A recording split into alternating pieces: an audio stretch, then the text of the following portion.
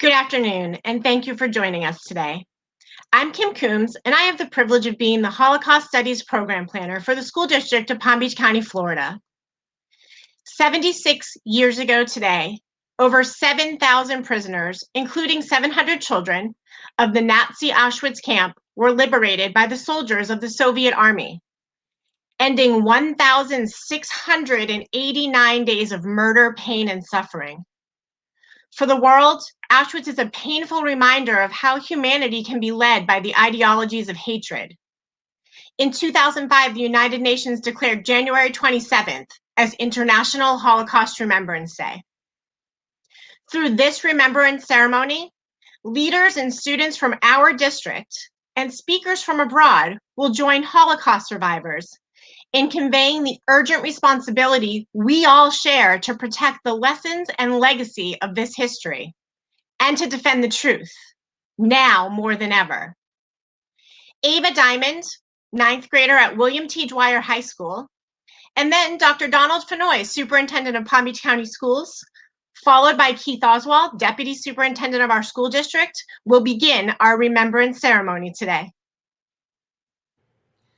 I am the great-granddaughter of two brave Holocaust survivors, Abraham and Rose Birnbaum, so I'm especially proud to be speaking to you today on January 27th, the 76th anniversary of the liberation of Auschwitz, the deadliest Nazi concentration camp in World War II.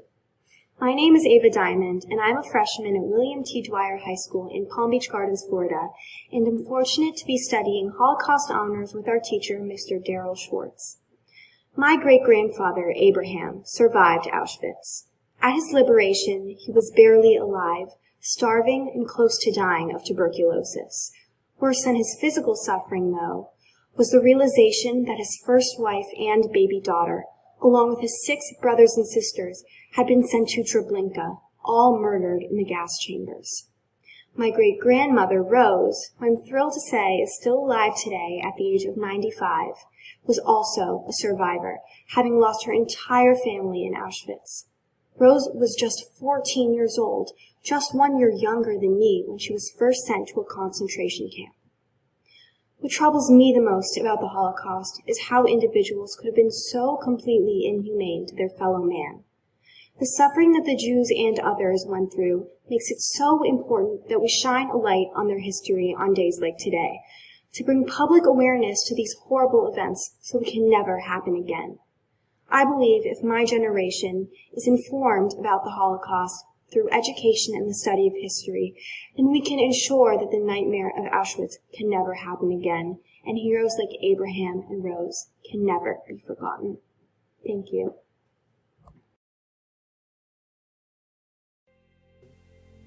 Good afternoon, students and staff.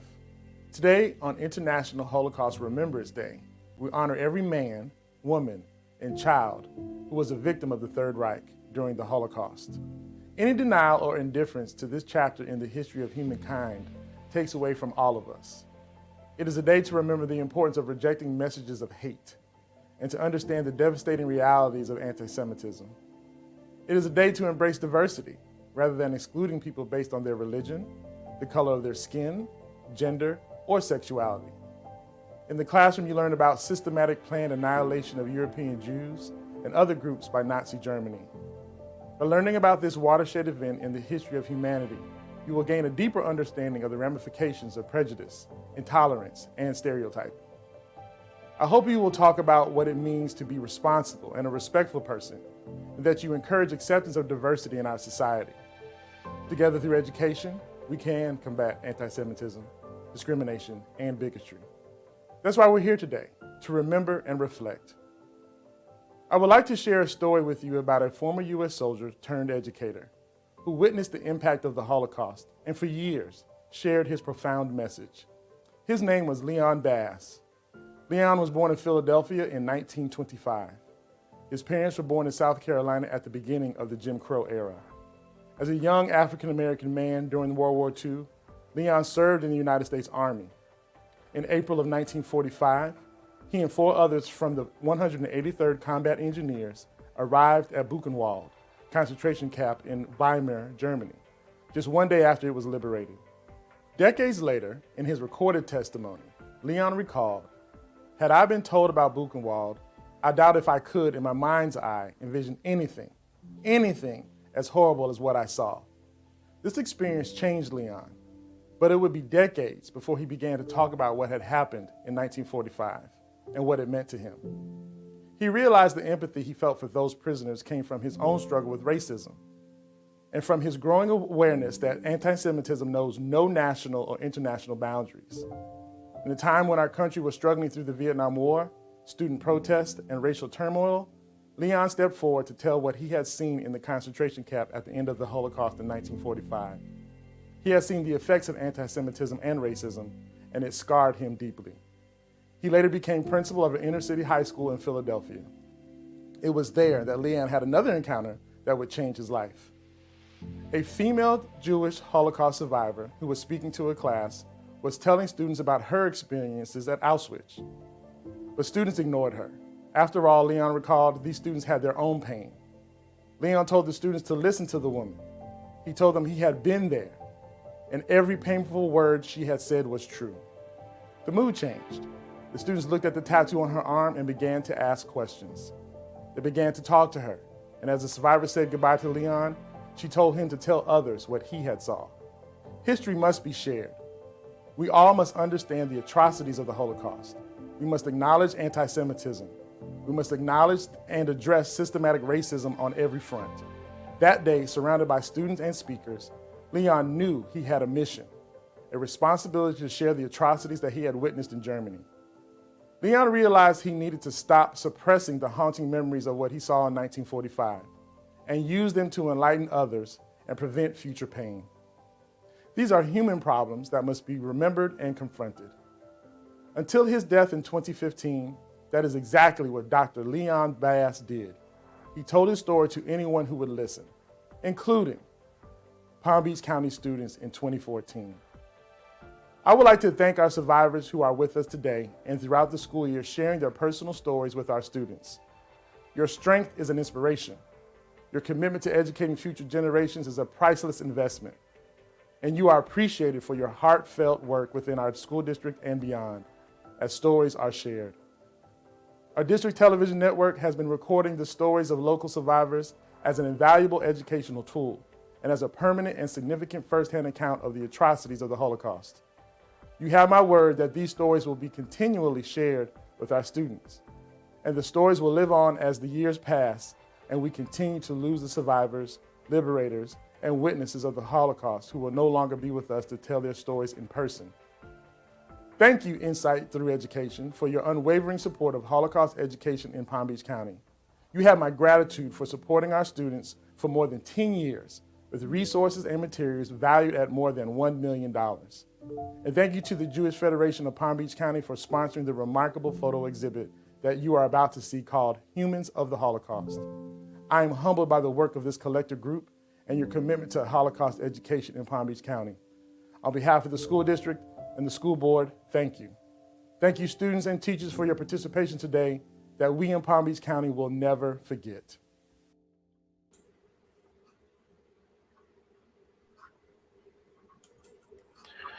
Good afternoon, and thank you for tuning in this afternoon on this important day.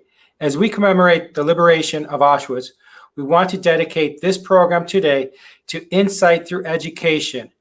I want to thank, in particular, two very special people to make this possible, Nancy Cook and Linda Berlin, the presidents of Insight, for being here with us today and for all that they have done over the years. Insight Through Education is an organization that fights prejudice through education. They have been generous supporters to the Palm Beach County School District for over 10 years, and they continue to show us support now. They have provided materials for you, the students, and the teachers, many of you who are watching here today. There have been numerous training and travel opportunities also for students and teachers that were paid for, again, by Insight, so that students can continue to learn the lessons of the Holocaust. Maybe you are one of the 5,000 students that viewed the film through the eyes of a friend during Holocaust Education Week. That was brought to you by a generous grant from Insight Through Education. So on behalf of the Palm Beach County School District, We thank you so much for all that you do. We hope that this partnership will continue to flourish for the years to come. Again, and you see Nancy and Linda here. Again, thank you so much. You guys are such great partners, and we're fortunate here in Palm Beach County to have these great partnerships to support the education of all of our students and the great teachers to deliver that content. So at this time, I'm going to turn it back over to Kim. Thank you to Ava Diamond, to Dr. Fenoy, and to Mr. Oswald. Thank you to Insight Through Education. We are fortunate to have two local Holocaust survivors here today, Norman Frajman and Mary Eckstein. They are on the board of the Child Survivors, Hidden Children of the Holocaust of Palm Beach County. They have spoken to thousands of students throughout Palm Beach County. Students like you have learned firsthand what life was like during the Holocaust and how we must heed the warning signs of genocide. So from the bottom of our hearts, Mr. Frajman and Mrs. Eckstein, we thank you for all you have done and all you continue to do to educate the students of Palm Beach County. In fact, Mrs. Eckstein is speaking tomorrow to the students at John I. Leonard High School, so thank you for that. I also want to thank Mrs. Eckstein's son, Peter Eckstein. Peter's here with us today representing the Jewish Federation of Palm Beach County, and we want to thank them for generously bringing us the photo exhibit, Humans of the Holocaust, that we are about to see a sneak preview of. Erez Kaganovitz, a photographer coming to us today all the way from Tel Aviv, Israel. Erez has been traveling Israel to document as many stories and images as he can from living Holocaust survivors. He himself is a grandchild of Holocaust survivors and hopes his photo exhibition helps to increase awareness among young Americans. I'd now like to welcome Erez Kaganovitz and Humans of the Holocaust. Kim, thank you so much for having me in this special occasion on the International Memorial Day of the Holocaust. My name is Erez Kaganovitz, and I'm a photojournalist. And I'm the founder of the Humans of the Holocaust project. And I want to today to actually, to share with you my thoughts and my ideas about Holocaust education and about why I even created the Humans of the Holocaust project. So let's start.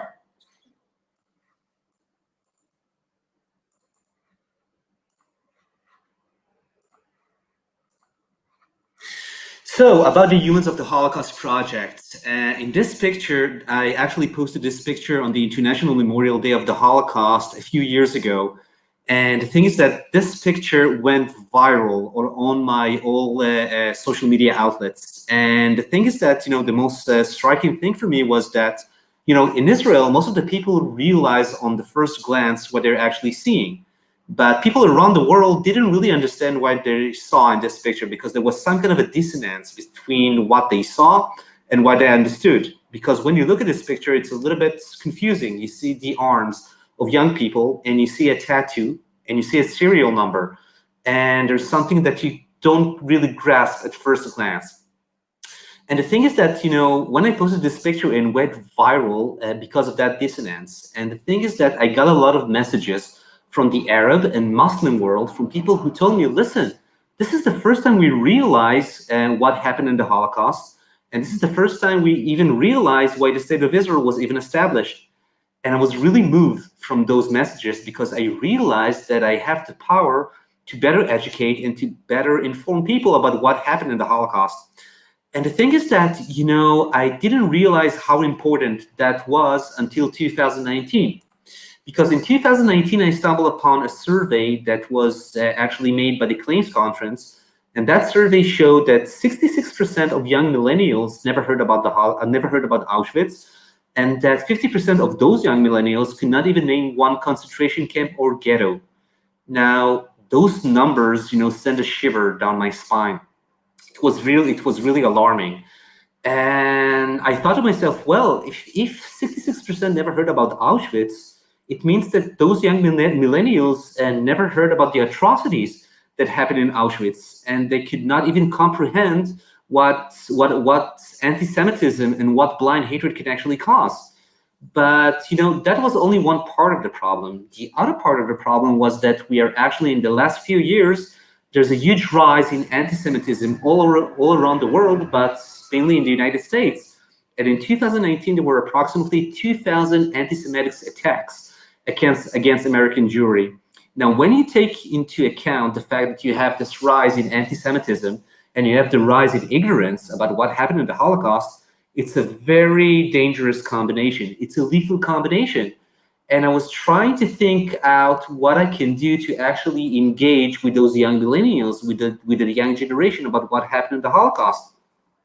Now, I could have been mad about those young generation, about those young people for being so ignorant about the Holocaust, but I realized they're not the one to be blamed.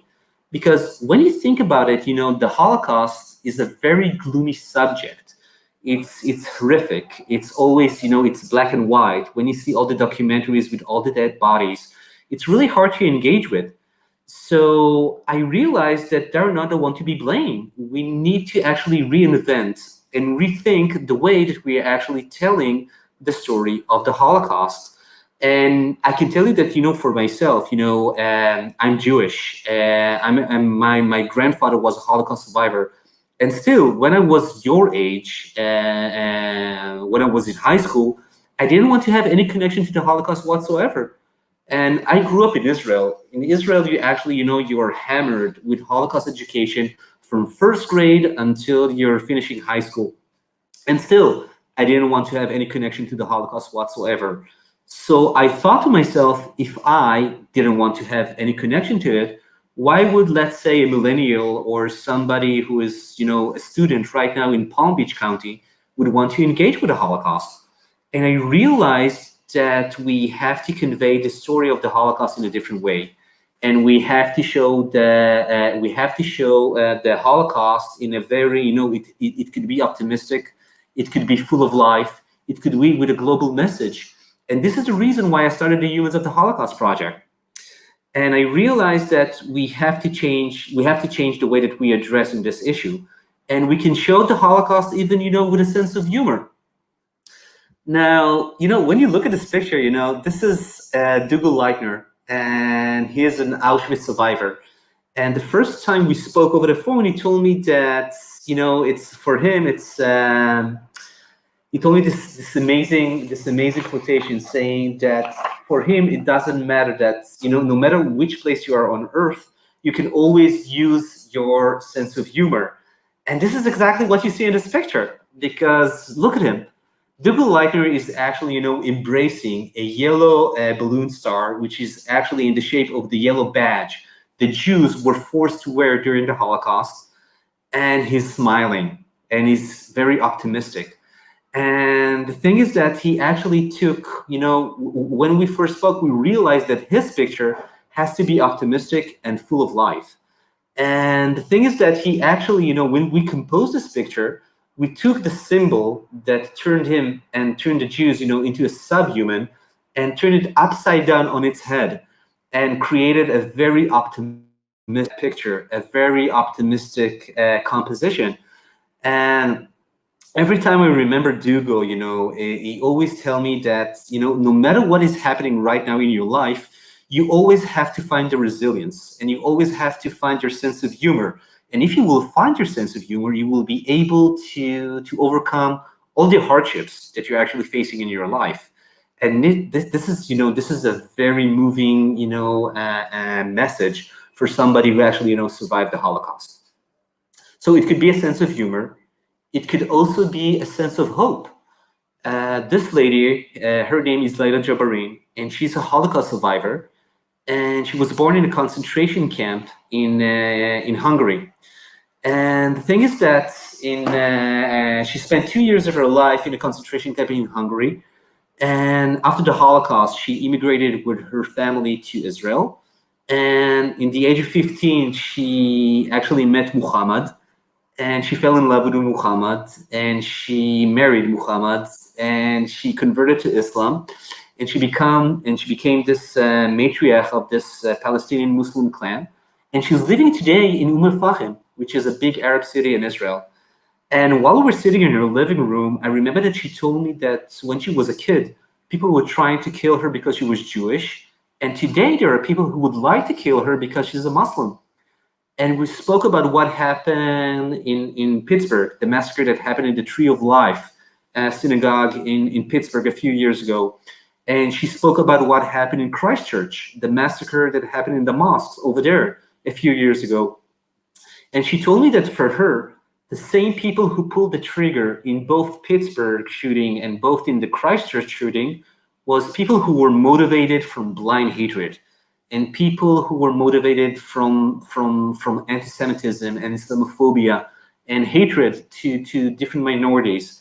And for her, she wanted to share her story so other people will see that compassion is also a possibility and coexistence is also a possibility.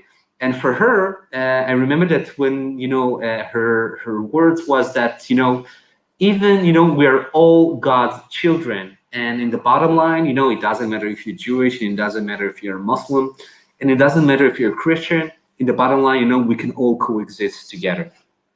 So it could be about humor. It could be about sense of hope. It could be about the power of forgiveness. Eva Cole Moses was one of the 3,000 Mengele twins who she actually managed to survive Auschwitz. And a few years ago, she decided that she is willing to forgive the Nazis and forgive Dr. Mengele for all the atrocities she went through in Auschwitz. And the thing is that she told me that for her, she preferred to forgive the Nazis because being a Holocaust survivor, there's a lot of a burden on her shoulders, because being a survivor, if you don't forgive, you always have to think of all the bad memories, and you always have to cope with all the atrocities that you experience. But when you forgive, you give yourself the ability to move on with your life. And Eva, in 2018, Eva went to Los Angeles, and she gave this amazing interview to BuzzFeed, who actually went viral. And when I say viral, I mean that hundreds of millions of people from all over the world heard her story about her forgiveness philosophy, and they heard about the Holocaust. And the great thing about Eva, you can agree or you can disagree with her forgiveness, but you cannot take away from her the fact that she managed to actually spark she actually managed to ignite a huge spark of curiosity about the Holocaust and about Holocaust education. And this is exactly what we need to do if we want to engage more people, and if we want to actually, to bring the story of the Holocaust to the young generation. And if I can actually, give you my 2 cents about Holocaust education and about the reason that I created the Humans of the Holocaust project, is that if we won't tell the story of the Holocaust in a very, in an optimistic way, and in a way that is actually colorful, in a way that we can actually, it won't be fascinating or interesting, people won't engage with that, and people will actually disengage. So, if people will disengage from the memory of the Holocaust, it will be terrible, because it will face, it will be such a great threat to our society, to our democracy, and to our ability to actually live together. So we need to do everything in our power to actually tell the story of the Holocaust in a different light, so people will be able to engage with that. So thank you so much for listening. And Kim, the broadcast is going back to you. Thank you, Erez, for that important message. And we look forward to seeing the full photo exhibit displayed in classrooms around the Palm Beach County School District. I want to just take a minute to go back, because I think we had some technical difficulty, and I want to make sure that we introduce Mr. Norman Frajman, as he has been a vital part of the Holocaust education in our district. He himself has spoken to thousands of students and shared his experience. And so we didn't get to see Norman before, so I wanted to bring him back so we could thank him for everything he's done for our students. It is now my pleasure to introduce Leticia Vega. She's an 8th grader from Loggers Run Middle School and a student of Mrs. Julie Gates. And she's going to read to us a beautiful poem that she selected. Hello, my name is Leticia Vega, and I'm an 8th grade student in Miss Gates' class at Loggers Run Middle School. The poem I am reading for you today is named Each of Us Has a Name, and it is made by the Hebrew poet Zelda. Each of us has a name, given by God and given by our parents. Each of us has a name, given by our stature and given by our smile and given by what we wear. Each of us has a name, given by the mountains and given by our walls. Each of us has a name, given by the stars and given by our neighbors. Each of us has a name, given by our sins and given by our longing. Each of us has a name, given by our enemies and given by our love. Each of us has a name, given by our celebrations and given by our work. Each of us has a name, given by the seasons and given by our blindness. Each of us has a name, given by the sea and given by our death.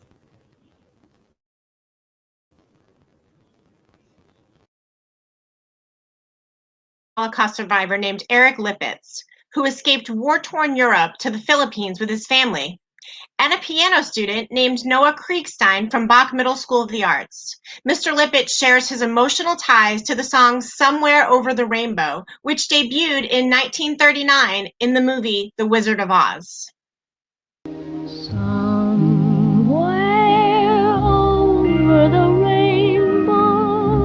If you saw the film The Wizard of Oz, which Judy Garland was in, there's a song there called Over the Rainbow. This is a song written by Harold Arlen and Yip Hofsberg. Now just picture yourself in a German concentration camp. People are dying all over. They're being gassed. You don't know when it's your turn. People are being killed. 1.5 million children have already been killed. And you're wondering, what am I doing here? Why me? What's going on? What's going on?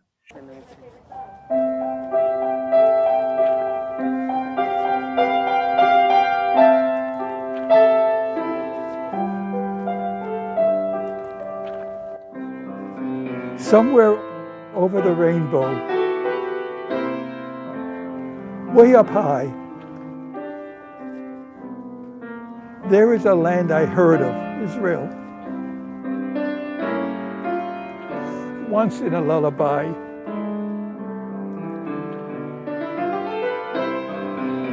Somewhere over the rainbows, skies are blue.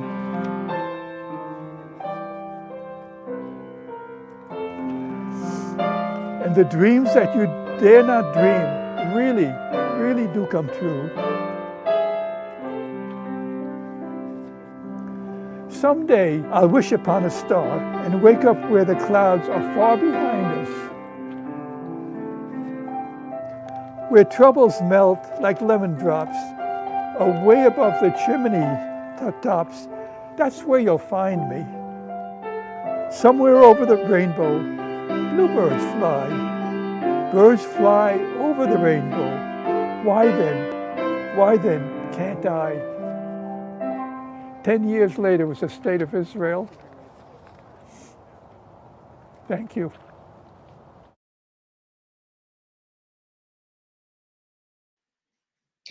Thank you, Mr. Erich Lippitz. Thank you, Noah Kriegstein, and thank you everyone at the Television Education Network for making that video. I also want to take this opportunity to give a special thank you to my predecessor, Maureen Carter. Mrs. Carter has retired but continues to work tirelessly in educating Florida's youth about the Holocaust.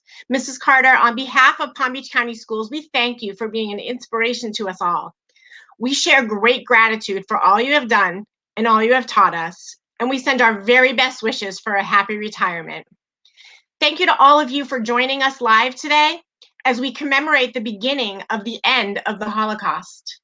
As Auschwitz was liberated, more camps were discovered and liberated all over Europe, which brought the darkest period of human history to an end. We take this time to learn the lessons of the past so that humanity may never repeat such atrocities in the future.